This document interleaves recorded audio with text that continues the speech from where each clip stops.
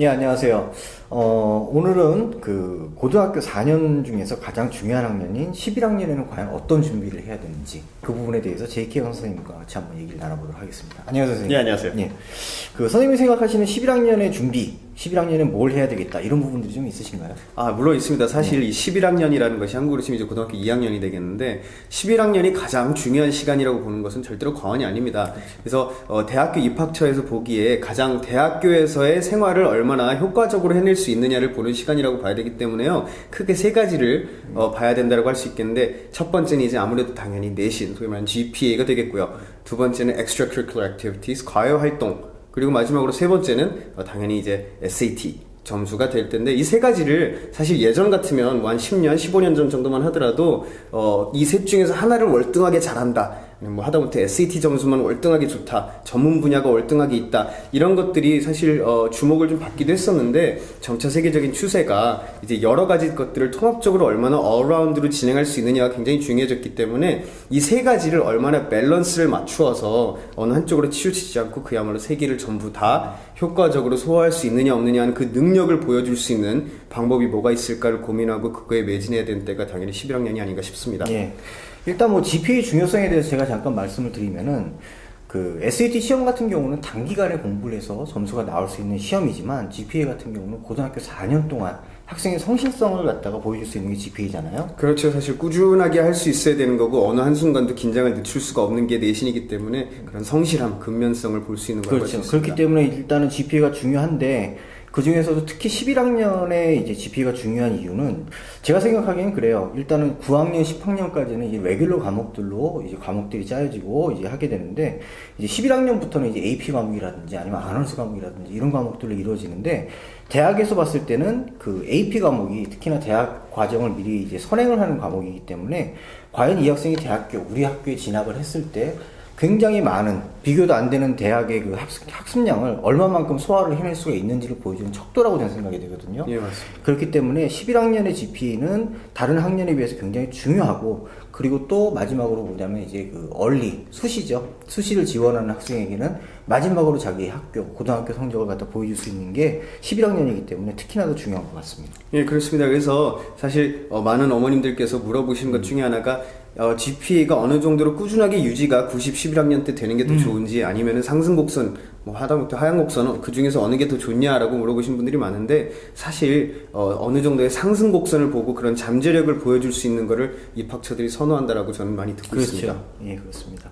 그 다음에 이제 보면 11학년에 이제 또 해야 되는 것 중에 하나가 그 9학년, 10학년 때 계속했던 액티비티 중에서 리더십 롤을 얼마만큼 내가 가져갈 수 있는지 그런 부분들도 굉장히 중요한 것 같아요. 예, 맞습니다. 그래서 사실 많은 경우들 특히나 요새 들어서 많이 보이는 어떤 뭐 칼텍이나 하버드나 이런처럼 탑스쿨들이 많이 보여주는 형태가요. 예전에는 뭐 한 2년, 3년 정도 동안에 얼마나 리더십을 보였고 어떤 액티비티를 꾸준히 했느냐를 봤다면 요새는 좀 더 에세이나 이런 것들을 통해서 더 장기적으로 학생이 정말로 뜻을 갖고 그렇죠. 꾸준히 GPA와 같이 꾸준히 해왔느냐 안 해왔느냐를 많이 보기 시작하는 것 그렇죠. 같아요. 뭐 액티비티 중에서 마지막에 뭐 할 게 없어가지고 아니면 그동안 해온 게 없어서 뭐 불이 났게 하나를 잡아가지고 하는 경우도 있는데 그거보다는 꾸준하게 자기가 해왔던 액티비티 활동 중에서 그것뿐만 아니라 그 안에서 뭔가 그 리더십을 보여줄 수 있는 그런 부분들이 추가가 된다면 훨씬 더 좋겠네요. 네, 당연히.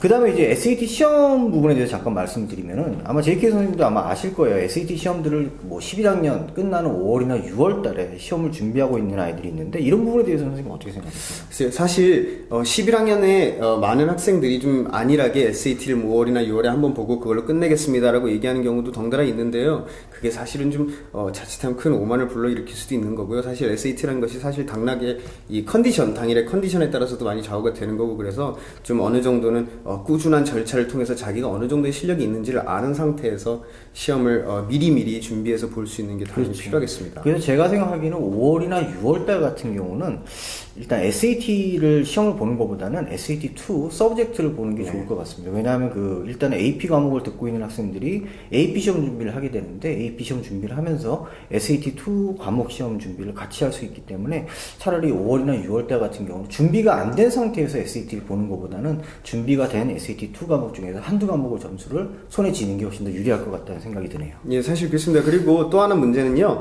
이 SAT라는 것을 한번 그냥 쉬운 마음으로 봤다가, 그 다음에 이제 어느 정도 준비를 하고 나서 봤을 경우에 점수가 많이 오르는 경우가 있어요. 몇백 점 이상 오르게 될 때는 오히려 컬리지 보드가 좀 그런 거에 대해서 의심을 갖고 다시 한번 시험을 그렇죠. 보게 종용을 한다든지 아니면 심지어는 점수를 캔슬하는 경우도 있으니까요. 예. 그런 것보다는 좀 꾸준한 연습을 통해서 준비를 해놓고 하고 5월, 6월쯤에는 아직 기억이 학교에서 신선할 때 서브젝트 위주로 공부를 하는 것이 훨씬 더 전략적으로 좋지 않나라는 생각합니다. 예, 그렇죠. 그다음 뭐 수상 경력 같은 경우도 11학년 때는 이제 뭐 수상을 할 수 있는 그런 활동들이 있는데 이런 부분들도 아마 신경을 좀 써야 될 것 같아요. 예, 맞습니다. 그래서 요새 들어서 특히 많이 이제 각광을 받기 시작하는 액티비티들이 이제 주로 토론 문화를 네. 근거로 두고 있는 것들인데 이런 것들이 사실 하루아침에 되는 것도 아니고 특히나 어느 정도는 한국식의 교육에 익숙해져 있던 유학생들이라면 그렇게 토론 문화에 익숙하지 않기 때문에요. 이런 것들을 미리미리 해서 절차를 밟아 나가면서 대회도 나가보고 그러면서 좀 견문을 넓히고 그러면서 토론에 대한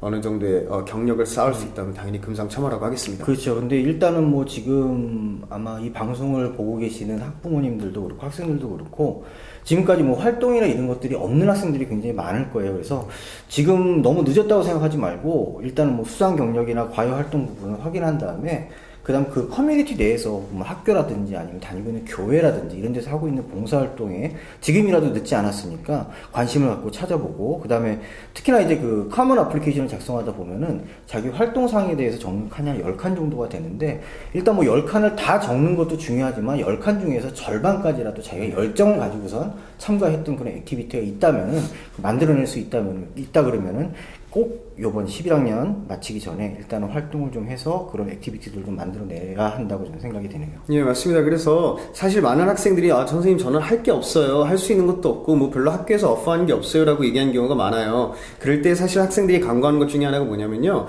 고등학교들이 학생들이 저는 이런 동아리를 하고 싶습니다 라고 생각해서 몇 명의 학생들만 모아오면요. 그리고 고문 선생님을 하겠다고 자원하는 선생님만 있으면은 그런 클럽들을 만들어줘요. 그래서 그렇죠. 가령 제가 지금 가르치고 있는 학생 2명 형제인데요. 이 둘은 각자 다른 학교 근처에 있는 다른 학교를 다니고 있는데 이 학생들이 좀 좋은 액티비티를 할 수 있는 게 뭐가 있겠느냐라고 많이 문의를 해서 저희끼리 학생들이랑 같이 얘기를 해보고 그래가지고 이 학생 둘이서 각자의 학교를 레프레젠트 할 수 있는 한인 문화, 케이팝이나 이런 것들을 가지고 두 학교가 조인트로 해서 어떤 공연도 하고 그러면서 좀 한국의 문화를 알리고 이왕 한창 이제 뭐 요새 싸이다 뭐다 해서 되게 인기가 많이 케이팝이 관심을 그렇죠. 갖고 있는 상황이라 그런 것들을 가지고 한국 문화를 보여줄 수 있는 그룹 만들어야겠다. 그래서 지금 학교에서 열심히 그런 것들을 만들어서 추진을 하고 그러고 있거든요. 그런 것들이 굉장히 입학처들에게는 참신하고 특히나 능동적인 자세를 보여준다는 점에서 굉장히 큰 보너스가 아닐까 싶어요. 그렇죠. 아무래도 수동적으로 어떤 클럽에 가입해서 클럽장이라든지 아니면 카운슬러 선생님들이 이렇게 해라 저렇게 해라 해서 활동을 하는 것보다는 학생 본인이 조금 능동적으로 앞서 나가서 그런 활동을 하는 게 굉장히 도움이 많이 될 것 같네요. 그게 당연히 리더의 정의겠죠. 그렇죠. 네. 예, 그럼 오늘은 여기까지 이제 11학년 학생들이 체크를 해봐야 되는 부분들을 지금 제이키 선생님과 이 말씀을 나눠봤는데요. 혹시 선생님 마지막으로 뭐 정리를 해주신다거나 더 추가적으로 하신 말씀이 있으신지? 네, 사실 방금 여러 번 얘기를 했습니다만 가장 중요한 건 이제 요새 들어서의 추세는 밸런스입니다. 그래서 한쪽으로 특화된 것보다 여러 가지 것들을 알고 있어서 정보라는 건 이제 어디에나 있거든요. 정보에 대한 액세스가 얼마나 있느냐의 차이지 정보를 구하는 건 어렵지가 않습니다. 그래서 이런 많은 정보들을 얼마나 자기가 한 대에 엮어서 새로운 걸 만들어낼 수 있는 능력이 없느냐를 보여주는 건 당연히 여러 가지 것들을 얼마나 밸런스 있게 할 수 있느냐에서 보여지는 거거든요. 그래서 입학처들에서도 당연히 그런 학생이 얼마나 밸런스를 맞추고 있고 얼마나 여러 가지 것들을 낙오되는 거 없이 할 수 있느냐를 보여주는 시간이 11학년이기 때문에 그 시간에는 그런 것들이 집중적으로 생각을 하면서 밸런스를 맞춰 나가는 게 당연히 제일 중요하다고 저는 생각을 합니다. 예. 그래서 마지막으로 제가 이제 한마디를 드리자면은 영어 속담에 이런 말이 있습니다. Better late than never라는 말이 있거든요. 이건 무슨 말이냐면은 늦는 것이 차라리 안 하는 것보다 낫다는 얘기인데 혹시라도 11학년까지 지금까지 뭐 학교 활동이라든지 이런 부분들이 미약했다 그러면은 더 늦기 전에 안 하는 것보다 나으니까 하나라도 학교 활동에 참여를 해서 뭐 나중에 원서를 쓸 때 한 가지라도 도움을 더 줄 수 있는 그런 활동들을 했으면 좋겠다는 생각이 듭니다. 예, 선생님 오늘 감사하고요. 오늘 여기서 마치도록 하겠습니다. 감사합니다.